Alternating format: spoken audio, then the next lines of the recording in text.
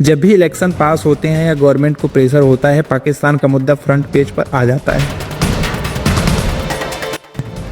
ये मैंने पिछले कुछ दिनों का डाटा कहता है, जैसे Pulwama attack plus Balakot strike. Attack के तुरंत बाद नेशनलिस्टिक सेंटीमेंट पीक पर था। उसके बाद लोकसभा इलेक्शंस में बीजेपी ने रिकॉर्ड मेजॉरिटी जीती। आपने कभी सोचा है, अगर पाकिस्तान हमारे लिए इतना बड़ा खतरा है तो भारत उसे पूरी तरह ख़त्म क्यों नहीं कर देता? क्यों हमारे पास पावर नहीं है? या फिर कुछ और रीजंस है जो आम लोग नहीं समझ पाते? आज के इस वीडियो में हम जानेंगे वो deeper reasons, military, political, economic और ह्यूमैनिटेरियन रीजन, जिनकी वजह से आज भी भारत पाकिस्तान के बीच सिर्फ टेंशन है लेकिन टोटल डिस्ट्रक्शन नहीं। तो चलिए शुरू करते हैं। दोस्त, भारत एक रीजनल सुपर पावर है, न्यूक्लियर वीपन्स भी हैं, वर्ल्ड्स फोर्थ लार्जेस्ट आर्मी भी है। तो फिर प्रॉब्लम क्या है?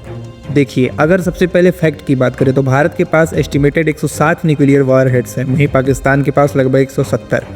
2024 में भारत का डिफेंस बजट था 73.6 बिलियन, जबकि पाकिस्तान का सिर्फ 11 बिलियन। दोनों देशों के पास न्यूक्लियर वेपन्स हैं। अगर एक ने भी छोटा सा न्यूक्लियर अटैक किया तो दूसरा भी रिटेलाइट करेगा। इसे कहते हैं एक निश्चित विनाश। अगर एक एग्जांपल की बात की जाए तो 2019 बालाकोट स्ट्राइक के बाद पाकिस्तान ने भी एयर रिस्पॉन्स दिया। दोनों तरफ काफ़ी प्रेशर था लेकिन वार पूरी तरह नहीं हुआ क्योंकि न्यूक्लियर इक्लेक्शन का डर था। इसके अलावा विदेश के कुछ कानून भी इसका कारण है। अब मान लीजिए भारत मिलिट्री स्ट्रेंथ का पूरा इस्तेमाल करके पाकिस्तान को ख़त्म करना चाहता है, तो क्या ये लीगल है? क्या दुनिया चुप बैठेगी? जवाब है बिल्कुल नहीं। यूनाइटेड नेशन चार्टर वार की रूल बुक के अनुसार यूएन चार्टर आर्टिकल 2.4 में ये लिखा है कि कोई भी देश किसी दूसरे स्टेट के खिलाफ फोर्स का इस्तेमाल नहीं कर सकता जब तक सेल्फ डिफेंस या यूएन सिक्योरिटी काउंसिल की अप्रूवल ना हो। भारत अगर फुल इन्वेजन करेगा बिना प्रोवोकेशन के तो टेक्निकली ये इंटरनेशनल अग्रेशन माना जाएगा। एग्जाम्पल के तौर पर लिया जाए तो 2003 इराक पर आक्रमण, यूएस ने बिना यूएन अप्रूवल के अटैक किया और ग्लोबल ब्लैकलिस्ट का सामना किया। दूसरा एग्जाम्पल, रसिया ने यूक्रेन के ऊपर आक्रमण किया। पूरे वेस्ट ने रसिया के अगेंस्ट इकोनॉमिक सैंक्शन लगाए, ट्रेड बैन किया और रसिया को इंटरनेशनल रूप से खारिज कर दिया। अब सोचिए, अगर भारत पाकिस्तान पर फुल स्केल अटैक करता है तो क्या होगा?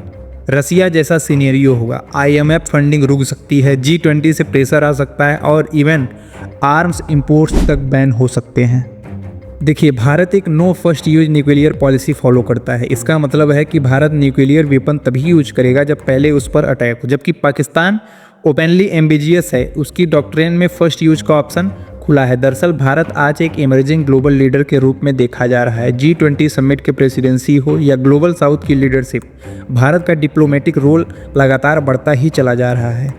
तो इसलिए अगर भारत पाकिस्तान पर ओपन वार स्टार्ट करता है तो उसकी carefully build soft power image, diplomatic goodwill और ग्लोबल ट्रेड रिलेशन सब रिस्क में आ जाएंगे।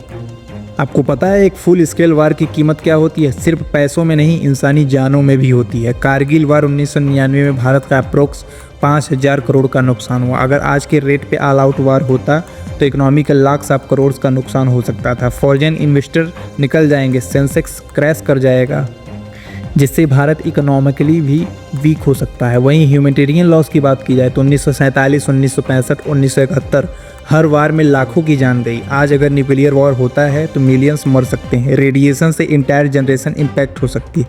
देखिए, इसके बीच कुछ पॉलिटिकल एंड स्ट्रेटजिक रीजन भी हैं। आखिर क्यों दुश्मन भी एक ज़रूरत है? देखिए, मेरा किसी पार्टी से नहीं, देशभक्ति से मेरा नाता है। एक एक्सटर्नल दुश्मन होने का मतलब है internal unity. Political party often use national security card to consolidate votes. ये सिर्फ भारत में नहीं, हर देश में होता है। यूएस ने भी 9/11 के बाद सेम स्ट्रेटजी यूज की थी। यही नहीं, इसका उस भारत अपने डिफेंस में भी करता है। भारत एक ट्रिकी नेबरहुड में है, एक तरफ चाइना, दूसरी तरफ पाकिस्तान। अगर पाकिस्तान पूरा ख़त्म हो जाता है तो चाइना का फोकस और प्रेशर भारत पर डबल हो जाएगा। दरअसल दोस्तों, भारत पाकिस्तान चाइना ट्रायंगल काफ़ी डिलाइटेड है। पाकिस्तान चाइना का क्लोज एले है। अगर पाकिस्तान कोलैप्स करता है तो चाइना उस टेरिटरी में घुस सकता है। तो पाकिस्तान एक बफर जोन की तरह काम करता है। क्या आपको लगता है कि पाकिस्तान को ख़त्म करना मतलब विक्ट्री होगा? शायद नहीं। उसके बाद क्या आएगा? एक फेल्ड न्यूक्लियर स्टेट और तीनों ओर से घिरा भारत। अगर पाकिस्तान के स्टेट इंस्टीट्यूट कोलैप्स हो जाते हैं तो आर्मी, ISI, न्यूक्लियर कमांड तो न्यूक्लियर वेपन्स का कंट्रोल एक्सट्रीमिस्ट यानी आतंकवादी ग्रुपों के पास जा सकता है। पाकिस्तान वैसे भी 24 से ही इंटरनल स्टेबिलिटी फेस कर रहा है, जैसे Nawaz Sharif versus army. IMF condition भी एकदम गिर चुकी है। TTP यानी तहरीक ए तालिबान एक्टिविटी बॉर्डर पे बहुत ही ज़्यादा बढ़ चुकी है। भारत के लिए बेटर यही होगा कि पाकिस्तान अपने आप से वीक हो जाए बिना मिलिट्री इन्वॉल्वमेंट के। ये एक चेस गेम है, हर मूव केयरफुली सोच कर किया जाता है और पाकिस्तान को पूरी तरह ख़त्म करना हो सकता है सबसे बेकार मूव हो, क्योंकि सीरिया, लीबिया, अफगानिस्तान सबके कोलैप्स के बाद पूरा रीजन अनस्टेबल हुआ। Refugee crisis, arm smuggling, terrorism पूरी तरह से बढ़ गया। So India doesn't want another Afghanistan on it's western border.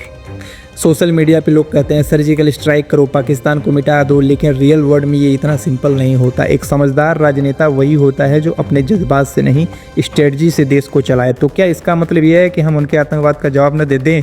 बिल्कुल दे, पर कहाँ जवाब देना है और कहाँ रुकना है ये समझना भी ज़रूरी है। तो दोस्तों, अगले बार जब कोई कहे कि पाकिस्तान को ख़त्म क्यों नहीं कर देते, तो सोचिए क्या सिर्फ बदला लेना इंपॉर्टेंट है या एक स्टेबल सेफ फ्यूचर बनाना भी। देशभक्ति सिर्फ गुस्से से नहीं, समझदारी से भी होती है। तो लाइक, शेयर, सब्सक्राइब अगर आपको ये वीडियो लॉजिकल लगा और आप चाहते हैं कि लोग इमोशनल नहीं समझदार डिसीजन लें, तो इस वीडियो को ज़रूर शेयर कीजिए। Thank you.